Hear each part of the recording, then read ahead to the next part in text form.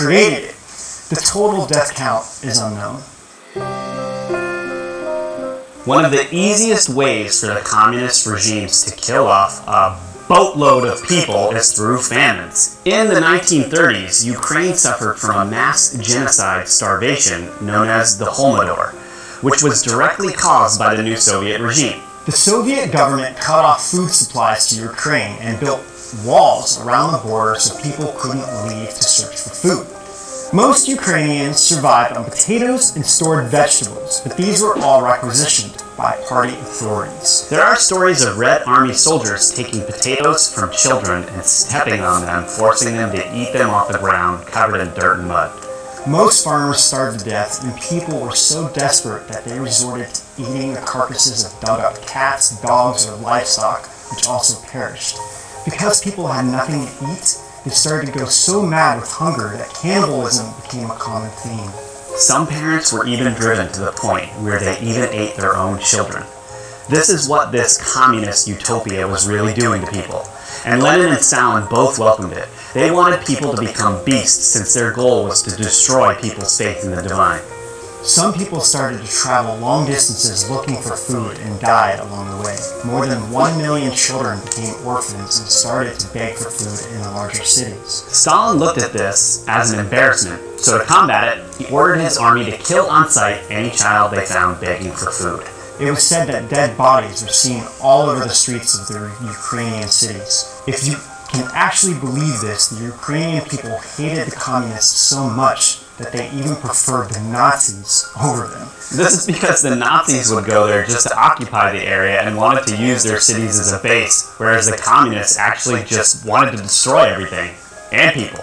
Sadly, this sentiment made it easier for the Nazis to occupy these areas. I mean, how bizarre is this? Local people allowing Nazis in?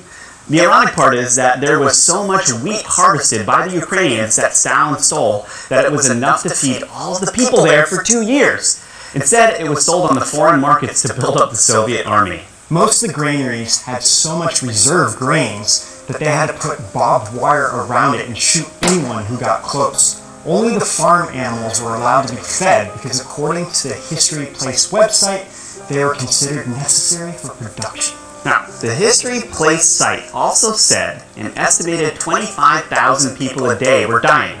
So when word of the famine started to get around the world, Stalin invited the media, celebrities, and officials from all over the world to see that it wasn't true.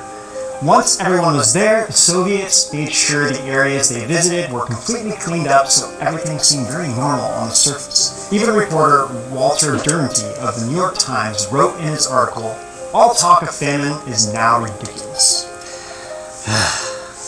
Inside Russia was a different story.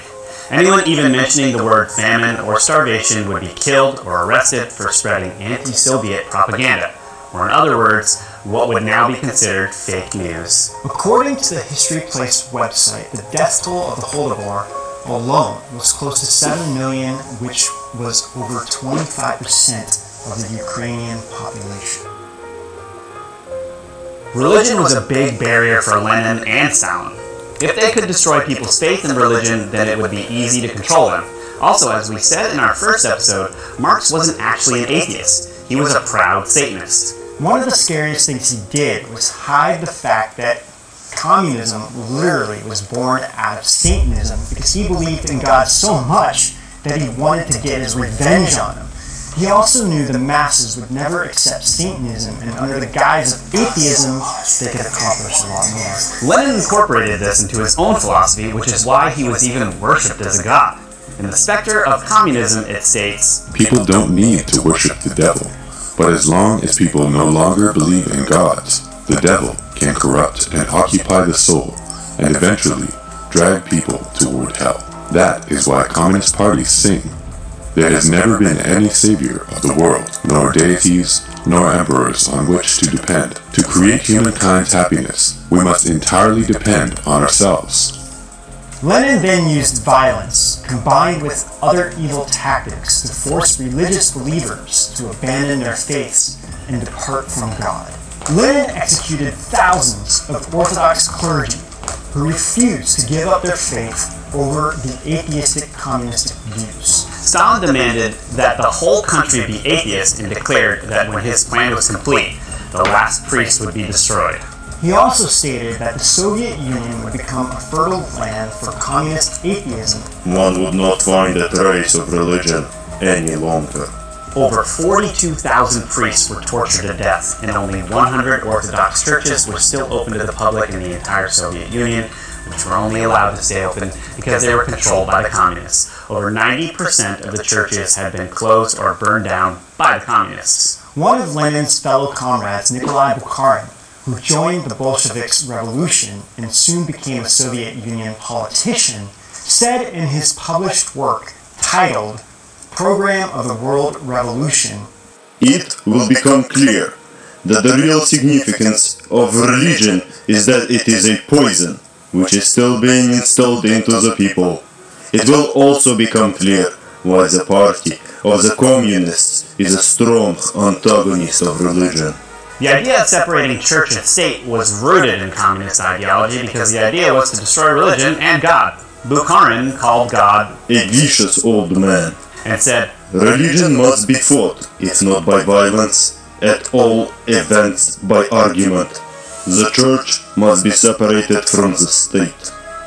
One reason was so that children in schools would stop believing in the divine, and another was to bring about their ultimate goal, to slowly dissolve the belief in God and to bring about their one world religion, Satanism. Even today, many organizations and religious groups have been heavily infiltrated by the deep state communist operatives. The World Council of Churches, or the WCC, which was established in 1948, is one of them.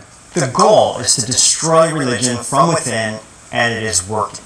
The WCC was the first international religious organization to accept communist countries as members during the Cold War, and also financial support from these countries. Right. Kind of reminds me how the Pope accepted Jesus being crucified on a hammer and sickle in Cuba.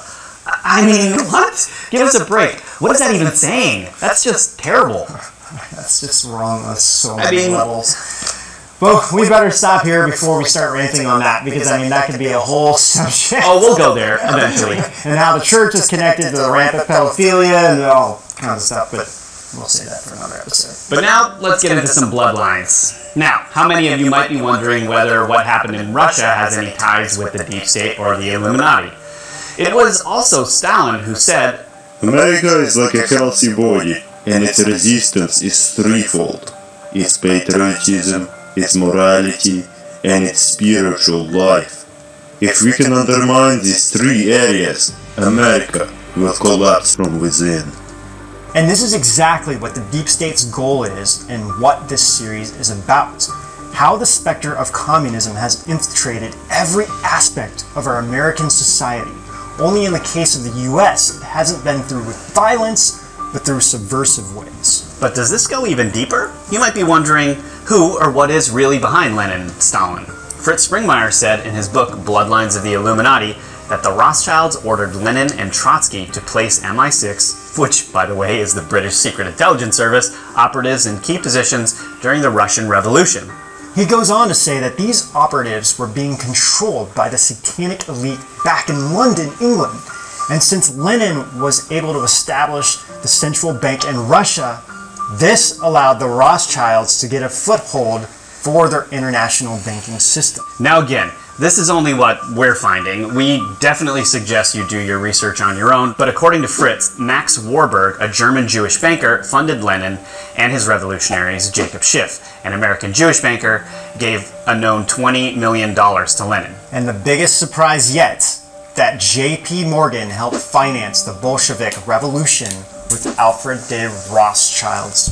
J.P. Morgan's name keeps popping up all around. Sure it does. Okay. Also, Fritz mentioned that Stalin was a Freemason who was also secretly a devoted Satanist. He does mention that Stalin was somewhat independent, but basically fulfilled what was expected of him. Fritz also mentions that Hitler was actually the product of a secret breeding program within the Rothschilds bloodline, who was raised by Ashkenazi Jews. He states that from his birth, they already groomed him for who he was going to be.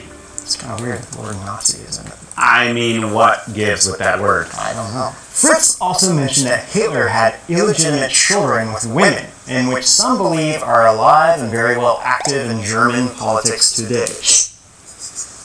But this would all be for a completely different episode, and most of you patriots and aliens out there already know who we are referring to.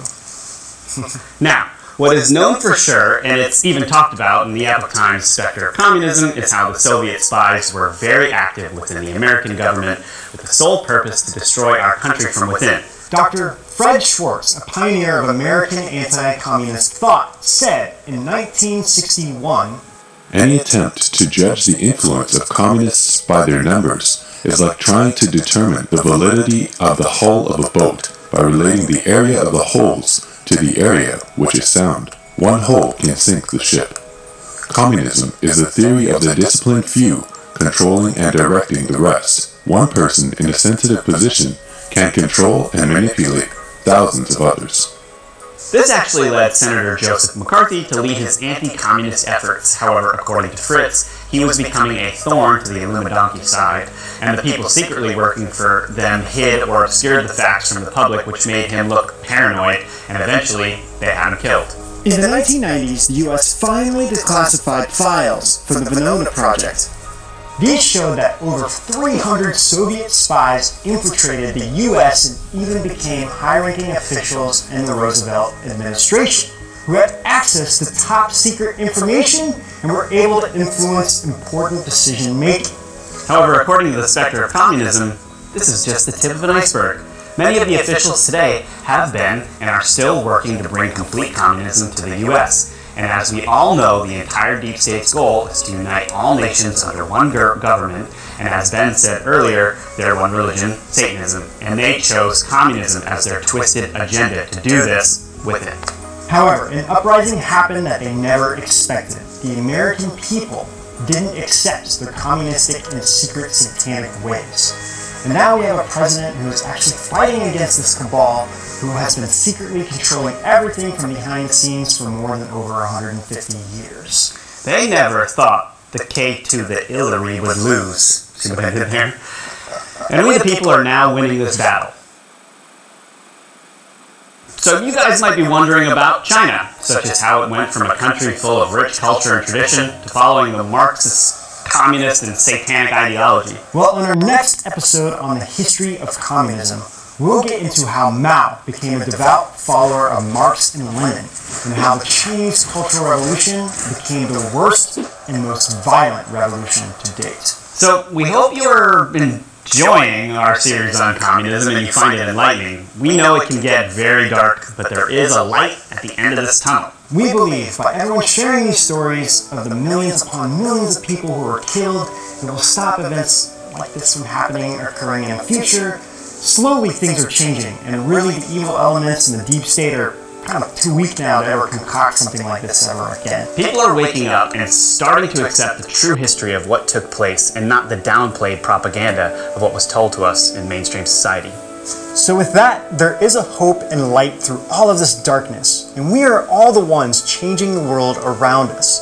So please share this series with your friends and families to help them learn of the real truth of socialism and communism and how it's part of the satanic cult.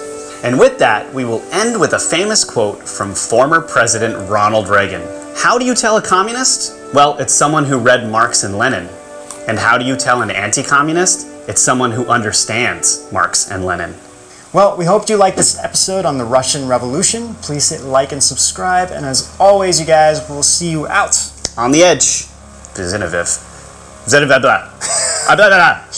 Who was raised by Ashkenazi Jews. I don't know. Look, isn't that interesting that Nazi is at the end of that word? That's so weird. Yeah. That is so weird. I didn't even notice it when I was writing it. Okay, let me. Wow. Can I read that over?